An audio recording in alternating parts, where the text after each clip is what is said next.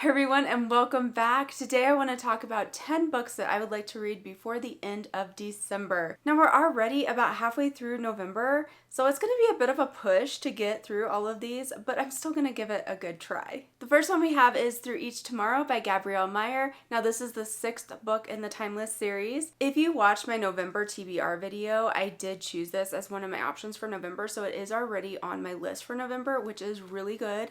But I definitely am wanting to read this. I'm not going to say too terribly much about it because it is the 6th book in a series, but it does have time crossing. So there's people who have this ability to fall asleep in one year in history and then wake up in another year in history. And then that just keeps alternating back and forth.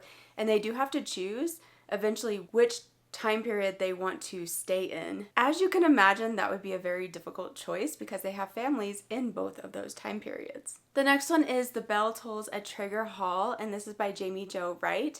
Now, Jamie Jo writes a lot of I don't know exactly how to classify her books. They're kind of like gothic suspense, I guess. There's this little bit of haunting quality to her writing where you feel like something's a little off and you're not sure what. And these are really cool because they tie in stories usually from two different time periods in history. Now this isn't a time crossing novel or a time travel novel, but this is something where you do have characters in two different time frames whose stories do cross and tie in with each other. So on the back, this one says, an abandoned estate encased in stagnant darkness, a haunting legacy intent on silencing all within. And this does take place in both 1880 and in present day.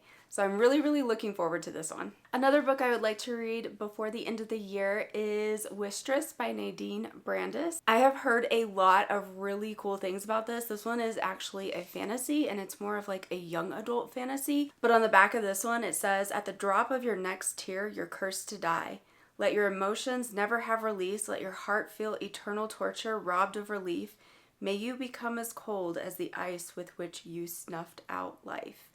So this sounds very intriguing. I am so excited to dive into this. I love fantasy and I think this one's going to be a really good one. Another book before the end of the year is Sea Rose Lane by Irene Hannon. Now, I read the first book in this series. This is book number 2 in the Hope Harbor series. And that first book was so good. These are actually contemporary novels and the stories and the characters are just sweet. That's all I can say. They're just super sweet. They go through a lot of difficult things. There were some things that happened in the first one that it was kind of intense for a few of the characters, but the way things came together, the way people impacted each other's lives, the way they helped each other out in difficult situations was just very cool. The romance was great.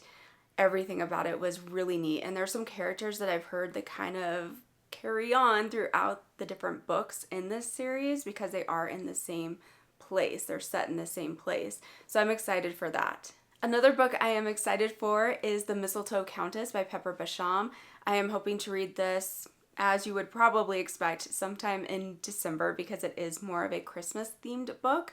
But it is the first actually in a series of historical fiction. I don't know a whole lot about the series, but what it looks like is that the two main characters, the male lead and the female lead, go on to solve different mysteries throughout the different books that are taking place in different countries even, or different locations. It looks like it's going to be really cool. I'm probably doing a terrible job explaining this because, like I said, I haven't read any of the books in the series yet, but they look really super intriguing. I love that they're historical. I love that there's a mystery element. I love that there is apparently some different travel and stuff, because I believe the second one actually takes place in Cairo, and I am really excited to see what that is going to be all about. Another book I'm excited to read is Dead End by Nancy Mell, and this is the 3rd book in the Kaylee Quinn series. I am actually reading the 2nd book this month in November, so I'm hoping to read this one in December to finish out the entire series. The first book, Mind Games, was absolutely amazing. Very well done. These are romantic suspense, and it was great. The main characters are fantastic. the way that the mystery went in Mind Games was just amazingly done. I thought it was a really, really good book. So I'm excited to read the other two. I have not started the second one yet, but I'm hoping to get to it very soon and then hopefully finish out the series. Another one is Until Leaves Fall in Paris, and this is the second book in kind of an interconnected series that Sarah Sundin has written that takes place during World War II times. The characters, at least I think in these first two, there's a couple of characters that kind of overlap, and there may be other things like that in the other ones. I don't know how much of that there is, but I did notice that there is a bit of an overlap there with one of the characters. So I'm really excited about that. This one actually takes place in France, and each of these books are kind of looking at the war in a little different way from different locations and with different people encountering it through their jobs or through their lives, and how that is impacting them and the different things that they are up against during that time. The writing of the first one was absolutely amazing. That was a 5-star read for me. I think Sarah does an incredible job with characters, character development, getting you really invested in those characters and everything that is happening to them along the way as the war is both looming and taking place. Another kind of more romantic suspense that I'm hoping to read before the end of the year is Lights Out. And this is by Natalie Walters. This is another one that I've heard really, really good things about. I don't know a whole lot about the story, but Lynette Eason and Susan May Warren both blurbed this book, and they are both authors that I really, really enjoy their books. So I am looking forward to a good time with this one. And one of the things about this one is it looks like they're trying to counter an international plot, and that sounds really intriguing.